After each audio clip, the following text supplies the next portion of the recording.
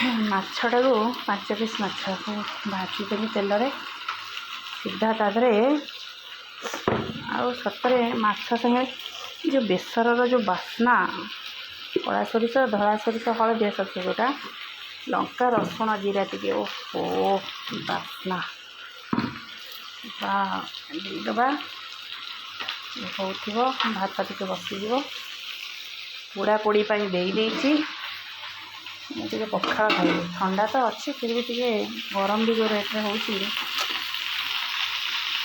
ମାଛ ଭଜା, ଆଳୁ, ବାଇଗଣ, ଟମାଟୋ ପୋଡ଼ାପୋଡ଼ି କରିବା ପାଇଁ ଦେଇଛି।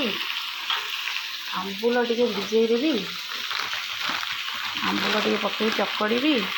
ଆଉ ଆକୁ କେତେକିନା ଗୋଟେ ବାଡ଼େଇ ଦେବି ଖାଦ୍ୟ। ତାର ଚିକେନ୍ କରିବ, ତାର ଖାଇବ। ଭାତଟା ବସେଇଦେବି, ଖାଇଲା ବେଳେ ଦେଖା ହେବା। ରେଡ଼ି ହେଇଗଲା ପଖାଳ ଭାତ, ବାଇଗଣ, ଟମାଟୋ ଆଉ ଚୁଲି ପୋଡ଼ା, ଆଉ ଇଏ ହେଉଛି ମାଛ ମସଲା ଦିଆ ଭଜା, ତା ସାଙ୍ଗରେ ପିଆଜ।